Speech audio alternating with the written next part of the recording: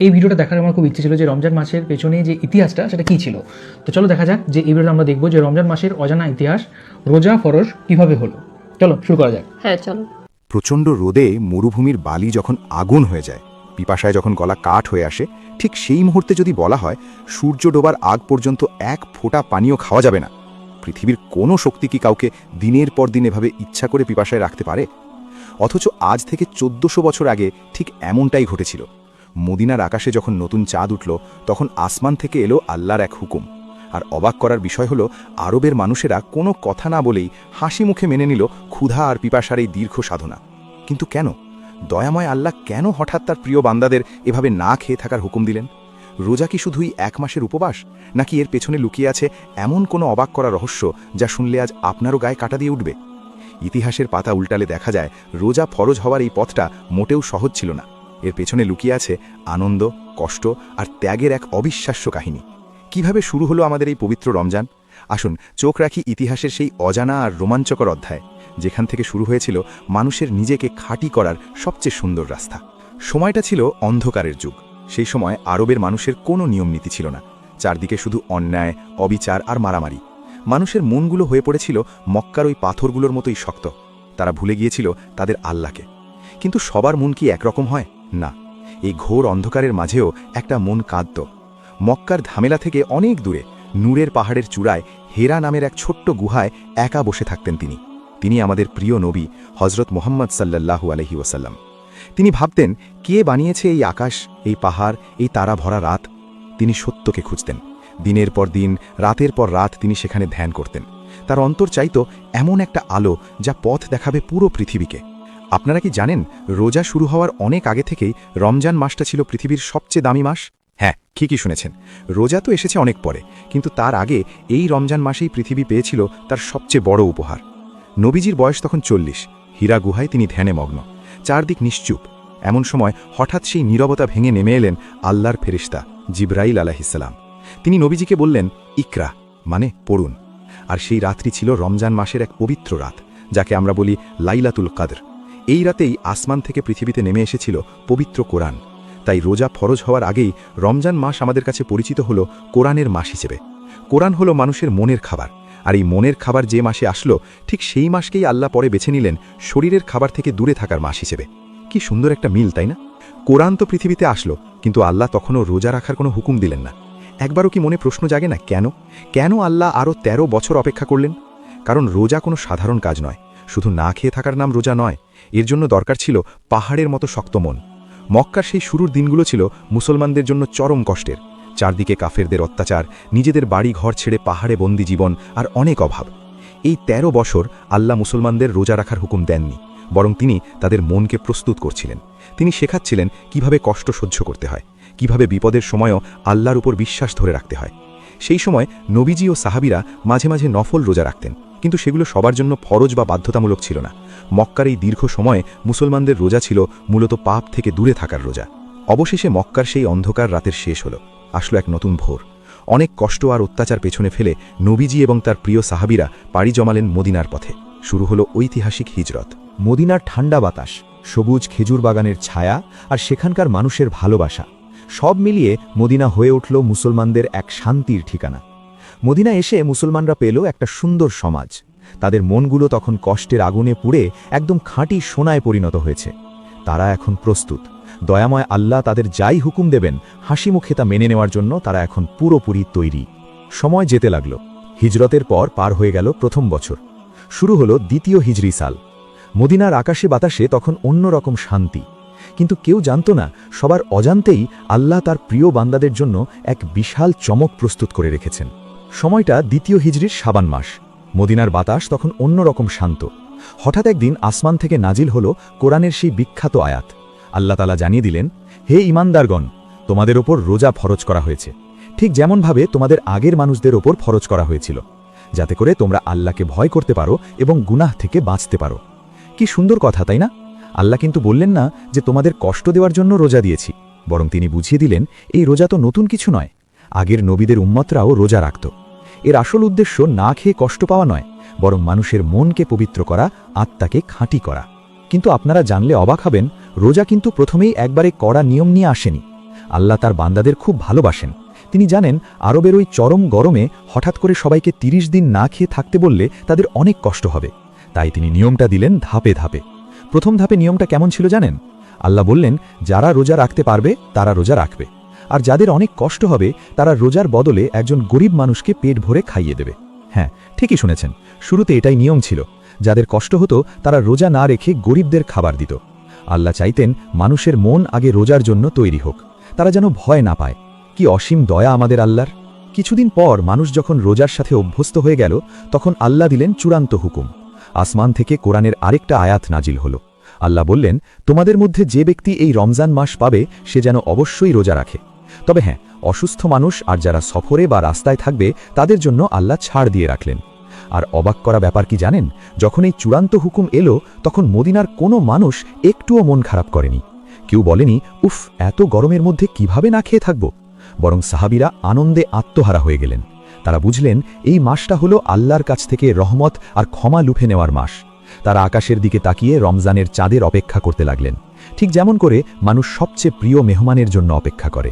শুরু হলো মদিনায় সাহাবীদের জীবনের প্রথম রমজান। দিনগুলো ছিল প্রচণ্ড গরমের, রোদে যেন চারপাশ পুড়ে যাচ্ছিল।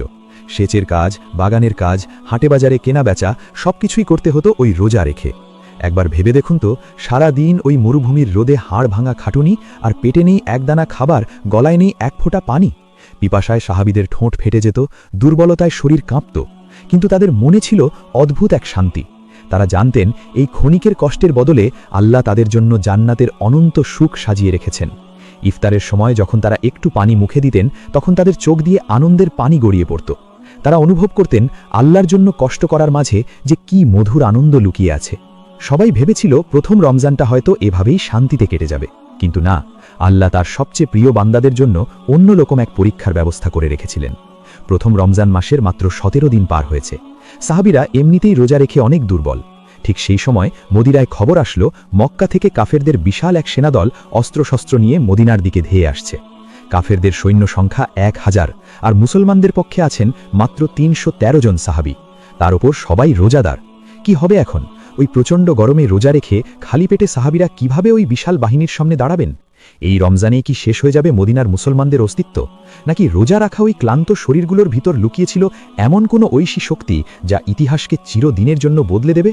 17ই রমজান, বদরের প্রান্তর। একদিকে হাজারো কাফেরের বিশাল বাহিনী, তাদের হাতে দামি দামি সব অস্ত্র, আর অন্যদিকে মাত্র 313 জন সাহাবী। সারাদিন রোজা রাখার কারণে তাদের পেট খালি, গলা শুকিয়ে কাঠ।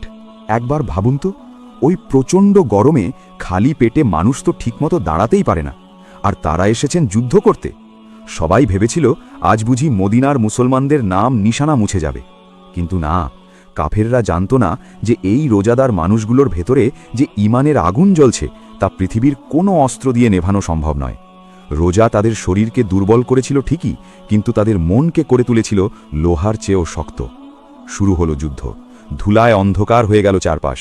ওই খালি পেটে রোদে পুড়ে সাহাবীরা যখন আল্লাহু আকবার বলে ঝাঁপিয়ে পড়লেন, তখন কাফেরদের বুক ভয়ে কেঁপে উঠল। আর আল্লাহ, তিনি কি তার রোজাদার বান্দাদের একা ছেড়ে দেবেন? কক্ষণই না। আসমান থেকে আল্লাহ পাঠিয়ে দিলেন হাজার হাজার ফেরেশতা।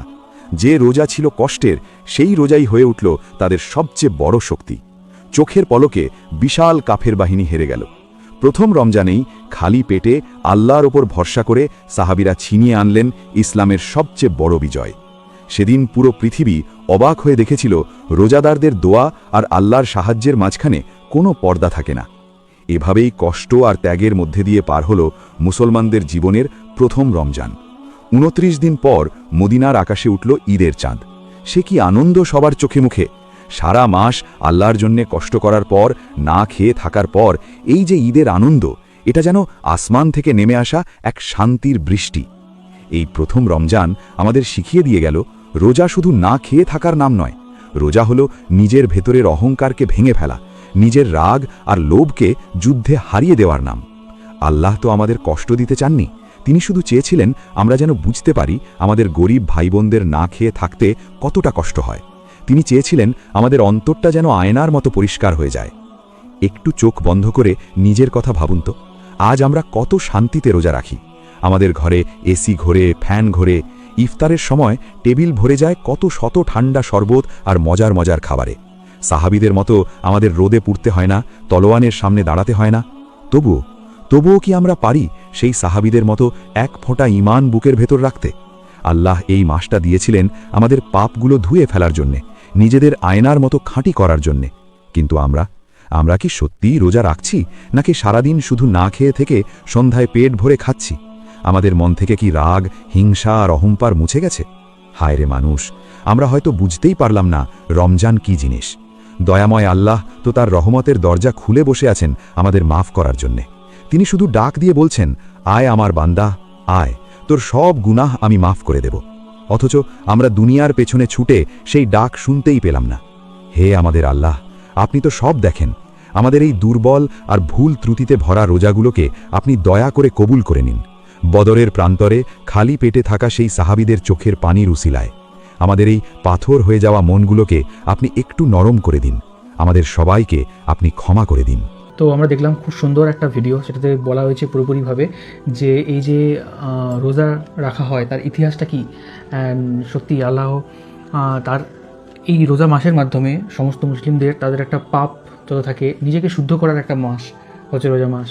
তো এই জিনিসটা জানতে পারলাম। এটা জিনিসটা আমি অ্যাকচুয়ালি জানতাম যে নিজেকে শুদ্ধ করার মাস, এবং এটা একটা সাধনার মতো, যে 30 দিন যে না খেয়ে থাকা একটা উপোস, সেটা কিন্তু একটা মনের মধ্যে একটা অন্যরকম অনুভূতি নিয়ে আসে। তারপর তিনি সেটা ধাপে ধাপে তৈরি করেছেন। প্রথমেই যে মানুষ প্রচুর কষ্ট করে প্রথমেই যে কঠোর নিয়ম পালন করতে হবে সেটা কিন্তু নয়। যারা করতে পারবে তারা করো, যারা করতে পারবে না তারা করো না। আবার যারা রাস্তাঘাটে বেরোচ্ছে তাদের জন্য নিয়ম রাখেন। তারপর তারাই নিজেরা মানে খুশি হয়ে তারা রোজা পালন করছে না। রোজা মানে যখন সে এতটা কষ্ট সহ্য করবে, তারপর 30 দিনের পরে যখন একটা ঈদ হবে, প্রচুর আনন্দ হবে। একটা অনেক দিন একটা কষ্ট সহ্য করলে একটা মনে আনন্দ পাওয়া যায়। তিনি মানে এই যে তারা উপোস দিয়ে এই যে ঈশ্বরের মানে আল্লাহর নাম করছিল, তাতে তারা তারপরে একবেলা করে খাচ্ছিল, সেটার মধ্যেও একটা আলাদা অনুভূতি আছে যে কষ্ট সহ্য করা, কে কতটা কষ্ট সহ্য করতে পারে সেটাও একটা ব্যাপার। আর সেই সময়ে মানে ঈশ্বর তিনি সবার কথা শুনতেন, তারাও সেটা বুঝতে পেরেছিল যে তাদের ভালোর জন্যই করছেন। আর তারপরে আবার আরেকটা প্রমাণ পেল যে যুদ্ধের সময় তিনি কিন্তু তাদেরকে ছেড়ে দেননি, তাদেরকে যথেষ্টভাবে রক্ষা করেছিলেন যারা যারা রোজা পালন করেছিল।